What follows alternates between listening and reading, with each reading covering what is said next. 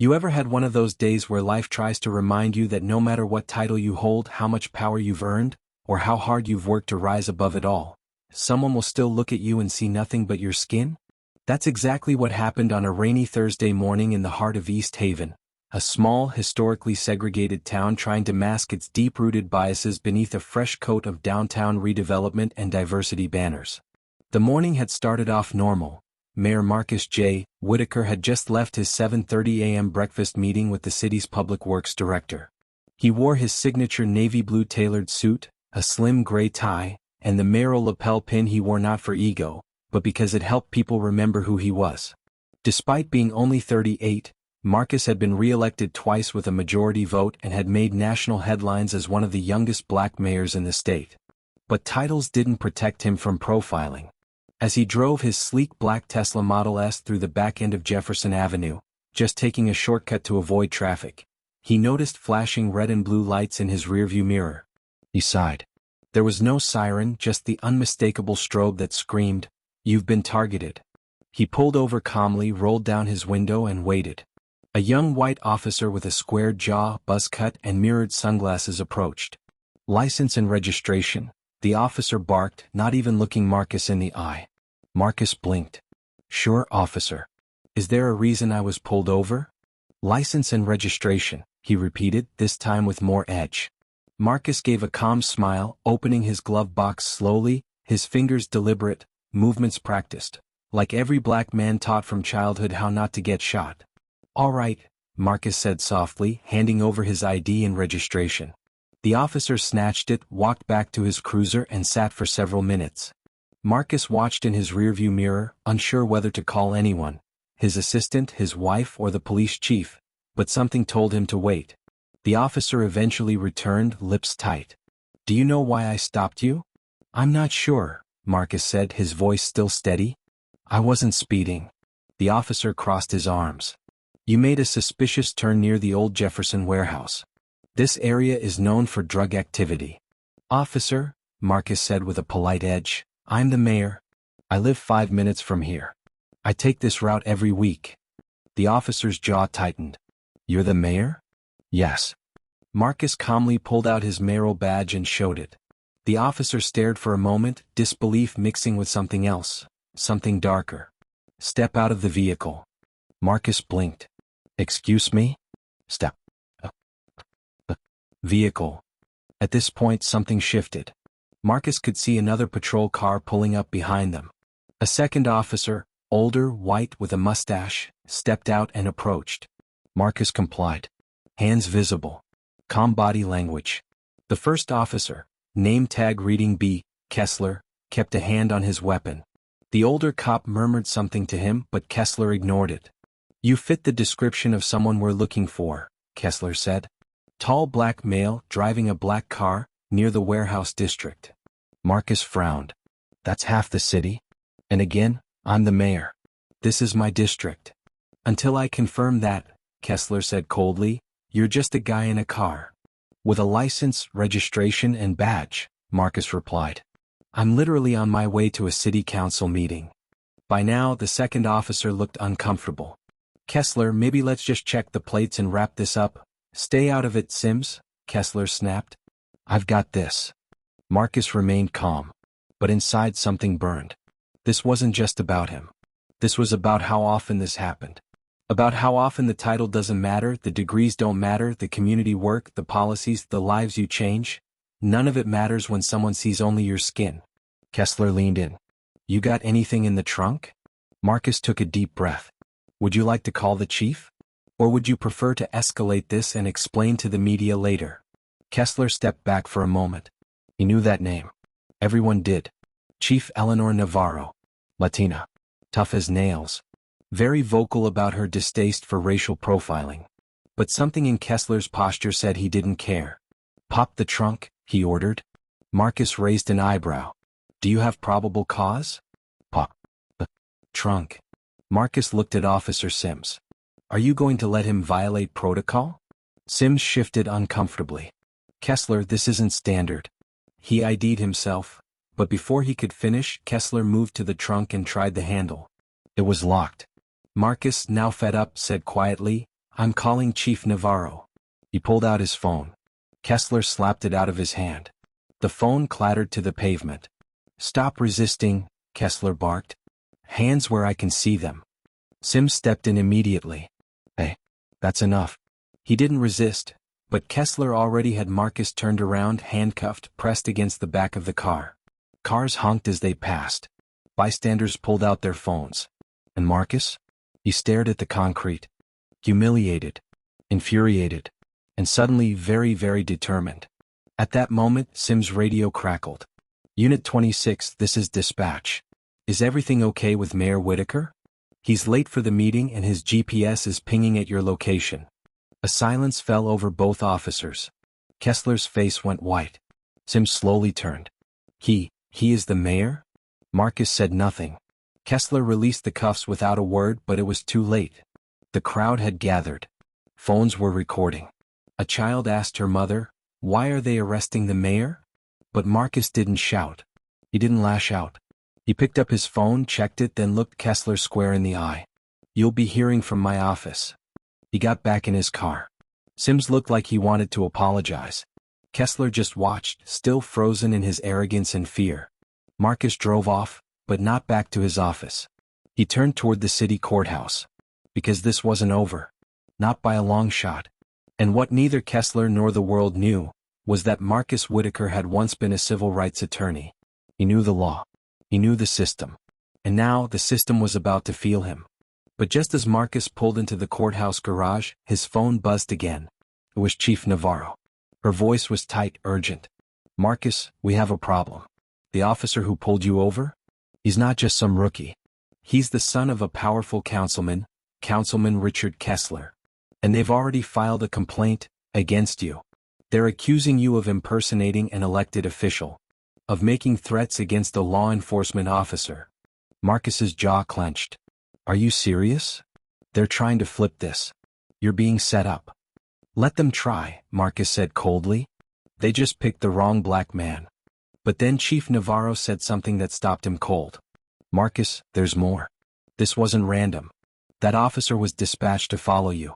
Someone inside City Hall issued a request to monitor your movements this morning.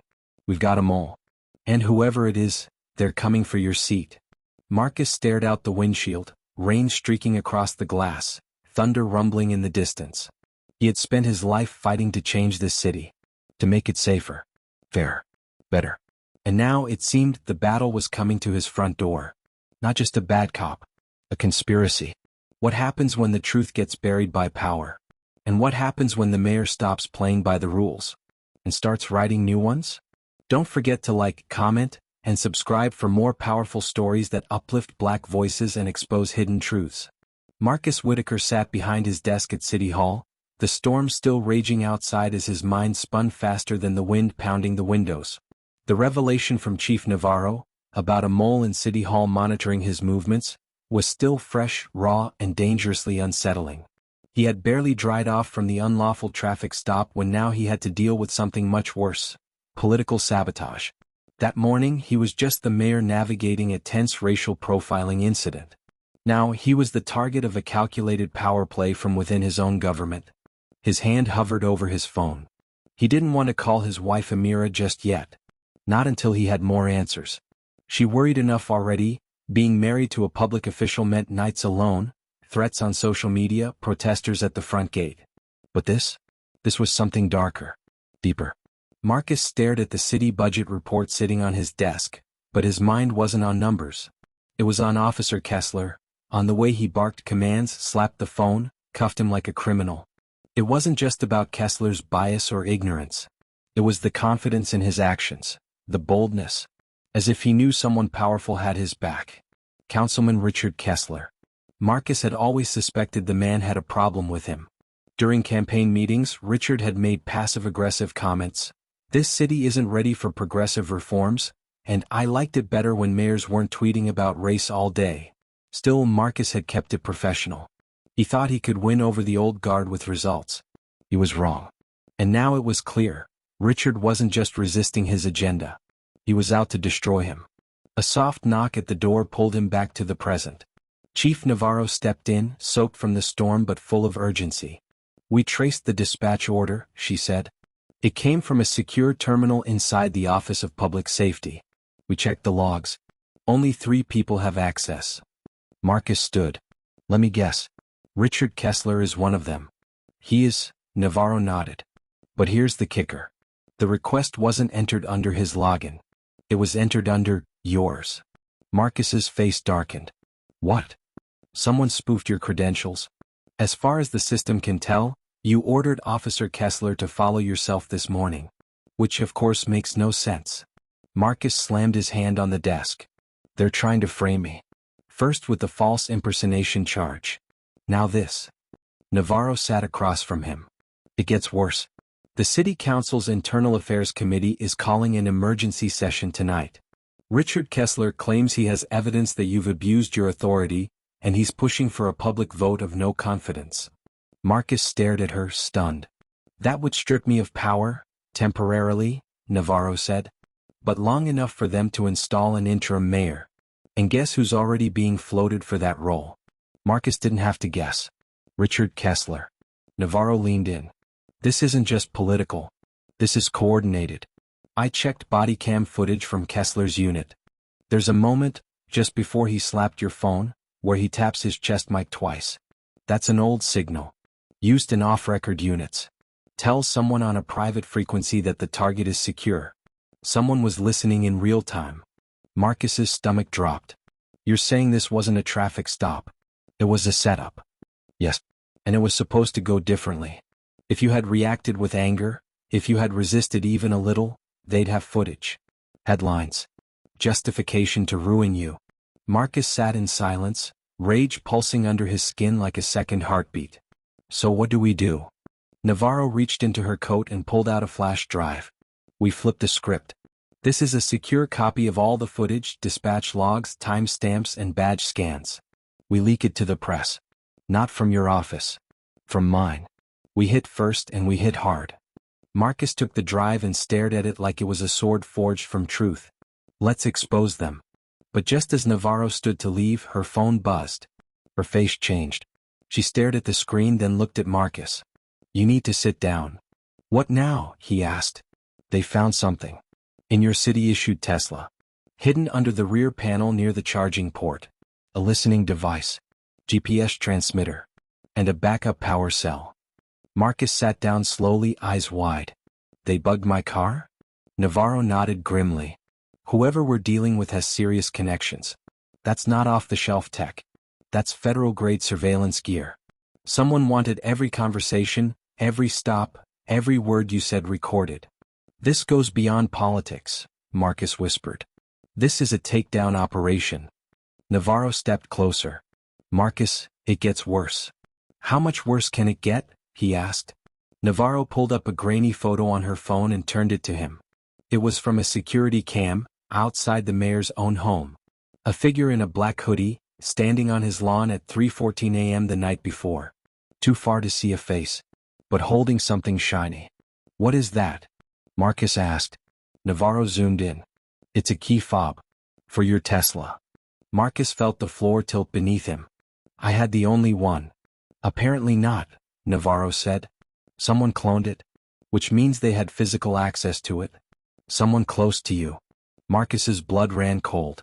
You think someone in my inner circle is working with them? Navarro didn't answer. She didn't have to. That's when Marcus's office phone rang. His assistant's voice shaky. Sir? Councilman Kessler just walked into the building, with a federal agent. They have a subpoena. And they're asking for your personal laptop. Marcus stood slowly. His voice low. Controlled. Like thunder before the lightning.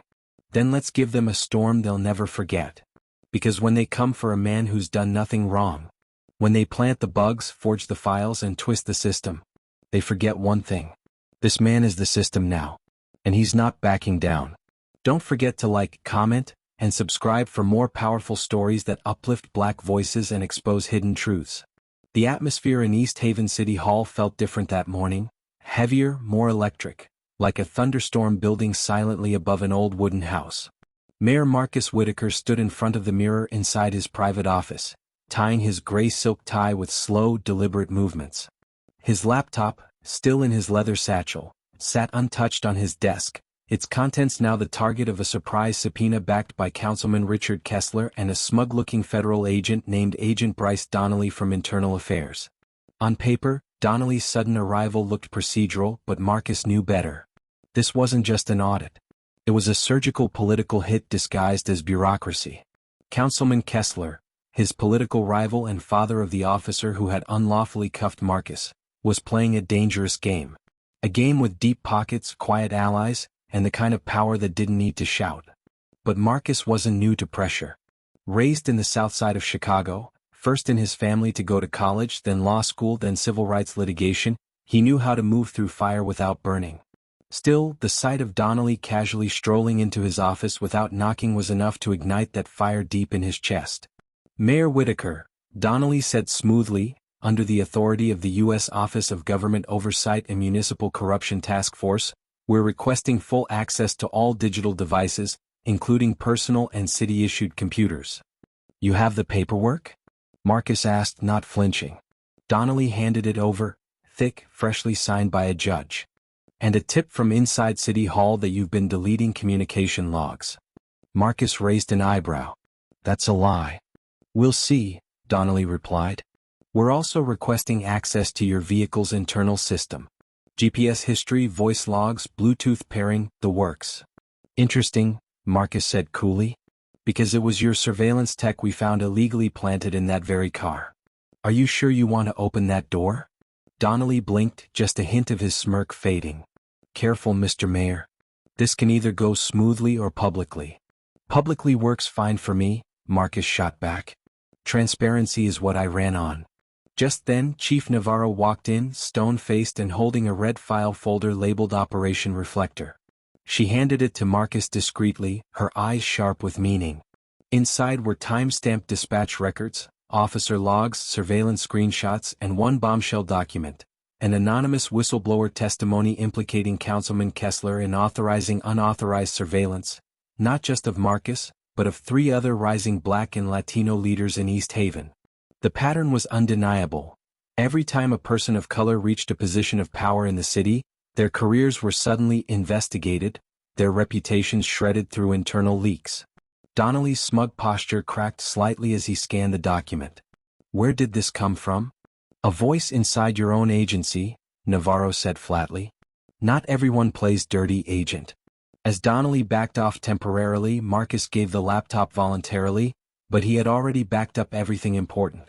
The real files, audio recordings, bodycam clips, and testimony, were being uploaded securely to 3 independent news outlets through his attorney, Ava Sloan. She had once argued a police brutality case before the Supreme Court. Now she was on a mission to protect East Haven's truth. That evening, the mayor held a press conference not inside City Hall, but outside it, in front of a crowd of nearly 2,000 East Haven residents. Cameras from across the state lined the barricades. Marcus stood at the podium, his voice steady but thunderous. This week I was pulled over for no reason, he began. And that unlawful stop exposed something deeper than racial profiling. It exposed a network of corruption hiding in the walls of this very city. It exposed a strategy of intimidation against every official who dares to change the status quo. And it exposed that even a mayor is not safe in the place he was elected to serve. The crowd was silent, tense, listening like their lives depended on it. And in many ways they did. But I will not be intimidated. I will not be silenced. I will not be stopped. The audience erupted in cheers. The footage went viral. Within hours, national headlines declared, Black Mayor exposes citywide conspiracy after unlawful stop. But Kessler wasn't finished. The next morning, Marcus received an emergency call from Ava Sloan. Her voice was shaking. Marcus, I just got an alert from one of our secure cloud backups. Someone breached the encryption. They accessed the whistleblower testimony. Who? We don't know yet. But it's been downloaded and forwarded to 3 news blogs known for running hit pieces. One already published part of it, except it's edited. They're trying to discredit you. They removed the references to Kessler and made it look like you fabricated the story. Marcus closed his eyes, jaw clenched. They're not even hiding anymore. Ava's voice grew grim.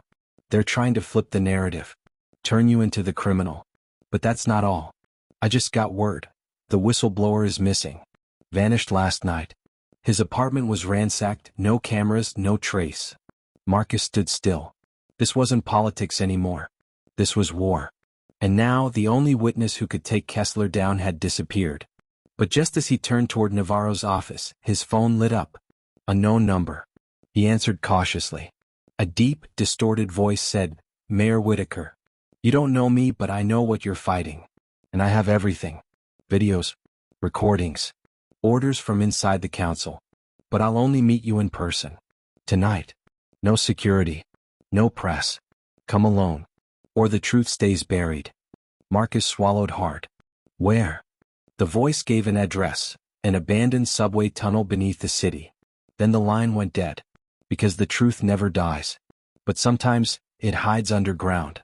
And when you go digging in the dark, you better be ready for what's waiting there. Don't forget to like, comment, and subscribe for more powerful stories that uplift Black voices and expose hidden truths. The abandoned subway tunnel beneath East Haven hadn't seen a commuter train in 40 years, yet as Mayor Marcus Whitaker stepped cautiously down the rusted iron steps with only a dim flashlight to cut through the murky darkness, it felt like he was descending into the city's soul, a soul long corrupted, buried beneath cement and silence. The air was damp, the kind of thick that sticks to your lungs, and every echo of his footfall reminded him he was alone. No security detail, no Chief Navarro, no press, just him and the secret someone claimed to possess. He reached the meeting point, a crumbled concrete platform flanked by graffiti-scarred pillars, and stood there beneath a flickering light as if waiting on destiny's doorstep. The shadows shifted before a figure emerged.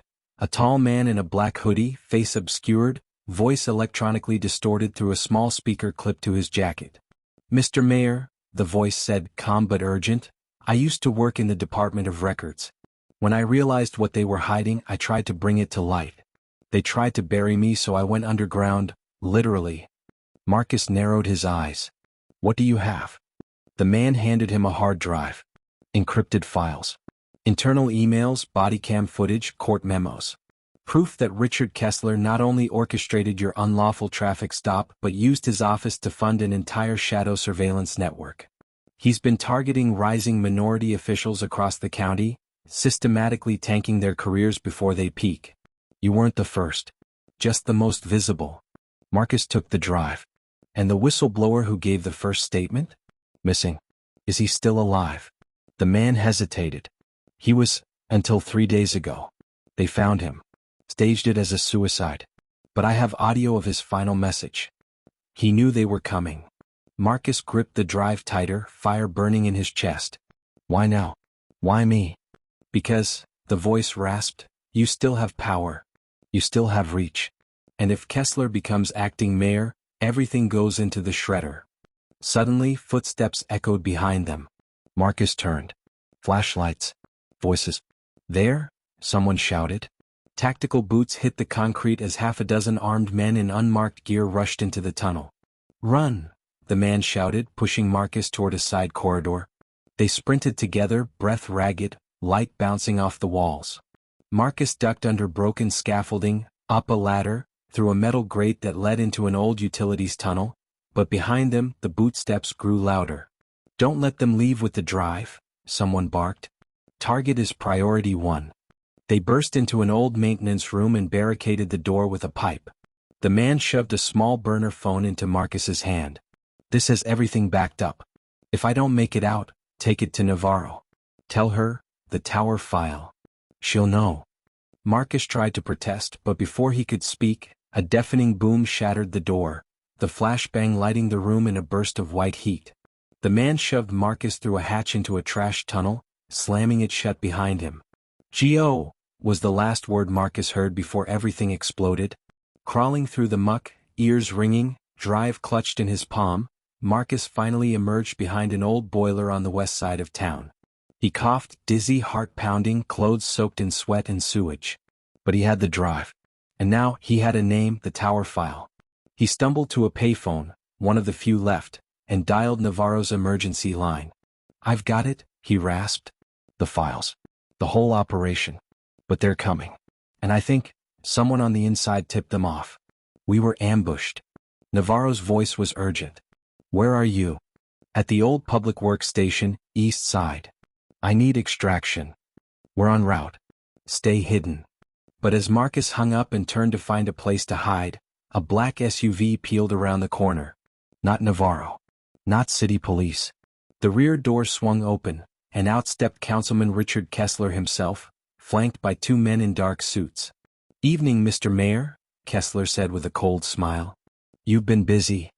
Marcus froze, clutching the drive behind his back. "This ends now." Kessler laughed. "No, Marcus. This just begins. You see, you're not the only one with files. And while you were crawling around in the dark, we were preparing a little leak of our own." He stepped closer. "By morning, every major outlet will have footage. Footage that you doctored evidence you tried to frame a public servant, you were involved in shady backdoor surveillance projects. We've painted you as the tyrant. The liar. And guess what? People believe the first story they hear." Marcus's voice was low, dangerous. "You'll never get away with this." Kessler stepped back. "I already have." Suddenly, a second SUV screeched to a stop across the street. Chief Navarro jumped out, gun drawn. "Step away from the mayor," she shouted. For a moment, time froze. Two sides, two truths, one city on the edge of corruption or justice. But before Navarro could reach Marcus, the drive was yanked from his hand. One of Kessler's men darted, tackled him, grabbed the drive, and tossed it into the SUV. It sped off down the street before anyone could react. Marcus screamed, and oh! Navarro fired a shot at the tire, missed. Kessler grinned and walked slowly toward a police cruiser, lifted his phone, and spoke 4 chilling words. "It's done. He's finished." Because sometimes the truth is stolen. But what they forget is that you can't erase a revolution. And Marcus Whitaker has nothing left to lose. Don't forget to like, comment, and subscribe for more powerful stories that uplift Black voices and expose hidden truths. The next 48 hours would test every ounce of strength Mayor Marcus Whitaker had left. Not just as a politician, not just as a Black man under fire, but as a father, a husband, a symbol of hope for a city teetering between two Americas. After Councilman Kessler's men snatched the incriminating drive from his hand and vanished into the night, Marcus thought all was lost. He had no backup, no proof, no witnesses left standing. The news outlets, just as Kessler promised, began airing heavily edited videos suggesting Marcus had staged the entire encounter with Officer Kessler for political gain. Talk radio spun narratives about an arrogant mayor abusing power. Social media trolls called him race-baiting scum. Sponsors pulled out of city initiatives. A scheduled school appearance was canceled for safety reasons. And at City Hall? Whispers filled the marble corridors, civil servants hedging their bets, allies turning silent. But Marcus didn't crumble. He regrouped. Because the one thing Kessler didn't know was that Navarro's team had tracked the data stream. Though the physical drive was gone, a mirrored backup had auto-synced via the burner phone the whistleblower gave Marcus, backed up to a secure satellite node Ava Sloan had set up in their civil rights litigation days. It was risky, costly, but it worked. At 5:04 a.m., Navarro sent the message, "We got the files. All of them. Audio clips, dispatch logs, emails directly linking Richard Kessler to a network of corrupt judges, dirty cops, private surveillance tech companies, and corporate donors funneling hush money into offshore accounts." It wasn't just an internal East Haven scandal, it was a statewide web of corruption. With Ava's help, they organized everything into a comprehensive digital briefing. And at sunrise, Marcus went live, not through the mainstream media that had turned against him, but through a public live stream across multiple platforms. No news filters. No studio lights. Just a man in his office, tie loosened, sleeves rolled, voice raw with truth. "You were lied to," he began. "But not by me." Over the next hour, Marcus laid out everything. He showed the body cam footage of Officer Kessler illegally detaining him. The dispatch request showing his login had been spoofed. The photos of the surveillance equipment planted in his Tesla. The anonymous testimony of a whistleblower, now deceased. And most damning of all, the internal memo signed by Richard Kessler authorizing Operation Reflector, the blueprint for destroying minority political figures through surveillance, scandal, and sabotage. He ended the live stream with words that echoed across the state. "This isn't just about me. This is about every Black and brown person who's ever been stopped, silenced, or smeared just for daring to lead. We're done surviving. It's time we start defining. The video exploded. Within hours, over 12 million views. State senators demanded a federal probe. Civil rights groups mobilized. National news networks scrambled to apologize. Ava Sloan filed a class-action civil suit on behalf of every targeted public official. And Richard Kessler? He disappeared for a day, then resurfaced with a shaky press conference denying everything. But it was too late. Navarro had secured a warrant. He was arrested live on camera for obstruction, conspiracy, wire fraud, and abuse of office. His son, Officer Kessler, was suspended pending investigation, stripped of his badge within days. Several city officials resigned. Others flipped, offering testimony for reduced sentences. The political machine cracked open, and the city breathed for the first time in decades. And Marcus? He didn't celebrate. Not at first. He returned to Jefferson Avenue, where he'd been pulled over, and held a candlelight vigil for the whistleblower who risked everything. He visited the widow of a Latino councilman who had lost his seat years ago to the same smear tactics. He funded a new civic tech initiative to help expose corruption and invested in police reform that included civilian oversight and body cam enforcement. But the moment that truly marked change was when a little black boy approached Marcus outside a school event, held up a toy police badge and said, "I want to be like you. The kind that fights back." Marcus smiled, knelt down and said, "No, you're gonna be better than me. You're gonna lead with truth. And nobody's ever gonna stop you again." Months later, Marcus won re-election by the largest margin in East Haven's history. But it wasn't about the votes. It was about the voice, his and the ones who came before him. And the ones who would come after. Power means nothing without truth. Titles can be stripped, reputations smeared, but when you stand for justice, really stand, they can't silence you forever. In a world where lies move faster than facts, courage is the only currency that counts. And when black voices rise, they don't just echo, they reshape the system. The end. Don't forget to like, comment, and subscribe for more powerful stories that uplift black voices and expose hidden truths.